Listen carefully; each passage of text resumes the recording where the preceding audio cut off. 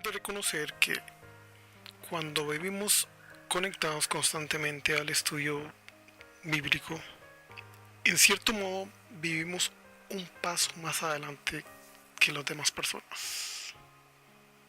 Por lo que el panorama que unas personas divisan es muy diferente al que apreciamos.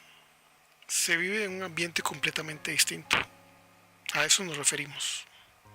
Puede que sea el resultado de un nuevo nacimiento, al apreciar todas las cosas desde otra perspectiva.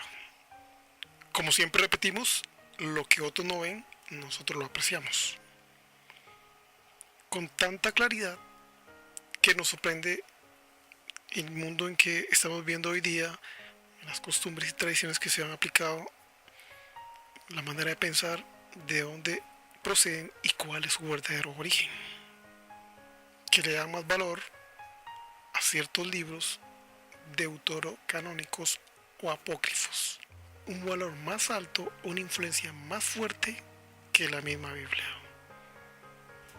Por lo que continuaremos con el segundo libro en el resumen análisis de lo que pudimos apreciar.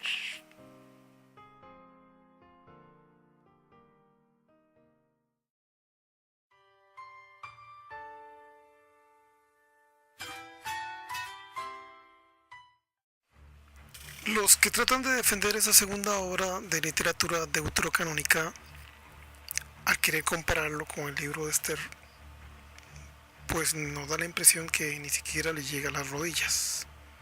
Y que haya sido literal o ficticia la historia, eso prácticamente da como resultado el hecho de hacer todo un resumen completo. Se da cuenta que da la impresión que hay una intención por querer tratar de formar una cultura religiosa.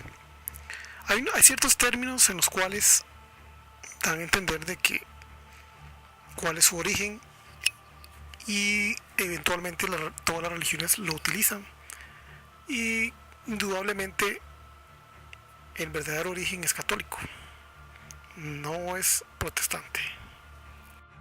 La historia se remonta un siglo antes de la aparición del Mesías. Todos los libros deuterocanónicos o apócrifos fueron escritos en el lapso de tiempo de 400 años en los cuales no hubo ninguna inspiración. Si no fuese porque aparece la palabra rezar, cuando Cristo dice que no hagáis vanas repeticiones, Cristo mismo lo está prohibiendo, y resulta que en ningún momento, en ningún lugar del Antiguo Testamento esa palabra aparece. Ahí te das cuenta que eso no pertenece al canon bíblico. Por esa razón fue excluido ese libro, porque son tradiciones escritas por grupos católicos. No es hasta el capítulo 8 en donde inicia el personaje. Antes de ese capítulo se habla mucho del ambiente en que había, que eran guerras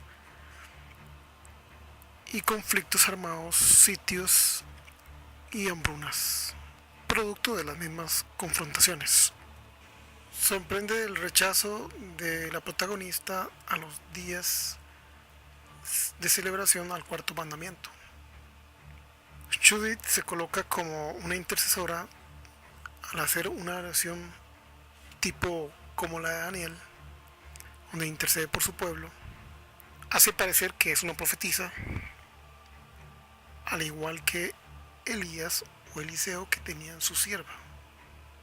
Coloca la venganza de Simeón como si fuese aprobada por Dios, lo cual va contrario al origen, va contrario a la idea principal de la escritura.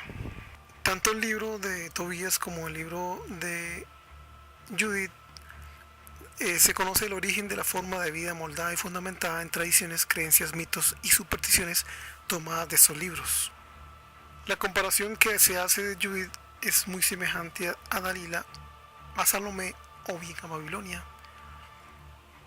Hay ciertas prohibiciones que Cristo mismo las coloca en sus enseñanzas que ahí prácticamente pasan desapercibidas. Hay una exaltación sobre desmedida hacia la figura de Judith que ni siquiera se parece a Débora de la escritura, muy sobresaltada. Aparece también, curiosamente, el término laico, un estado laico. ¿Han gustado escuchado esa propuesta? No un estado seglar, sino un estado laico. Prácticamente, si están solicitando algo es porque prácticamente ya lo tienen todo montado, ¿verdad? Entonces, pero ese término, todas las iglesias, la mayoría de religiones lo utilizan, y ese término es netamente católico.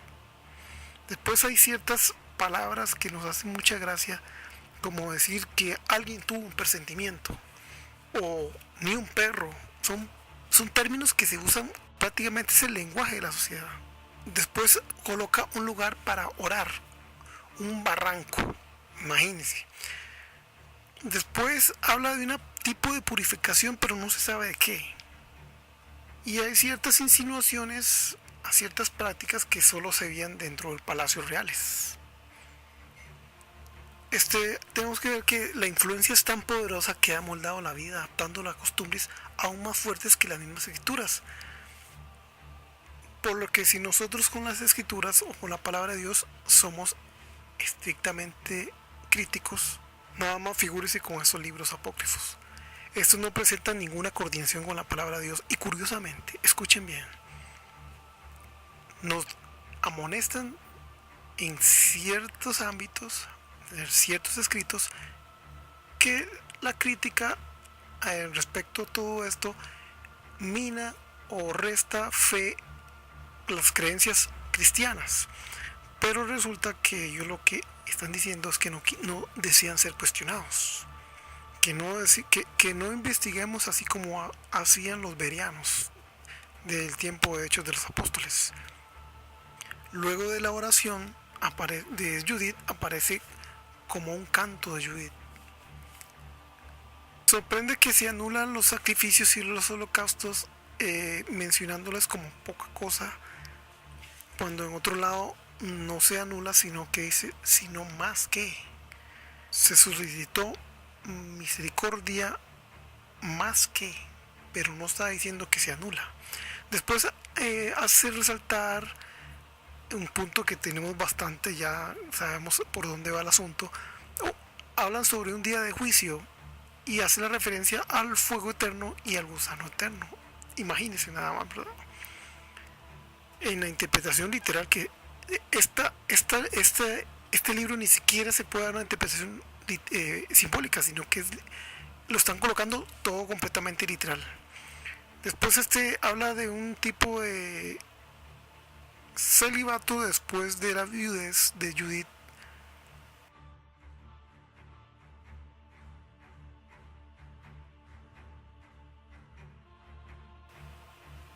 Este es el resumen que damos acerca de este libro, en el cual nos damos cuenta que no tiene ninguna coherencia, ninguna coordinación con el hilo que recorre toda la escritura. Con justa razón, este libro fue sacado del canon bíblico. Que sea histórico, quién sabe, ¿verdad? Habría que revisar, porque la historia ha sido tan manipulada que ya prácticamente lo ponemos en duda, todas esas cosas. Entonces le dejamos este pequeño análisis del segundo libro llamado Judith. Hasta pronto.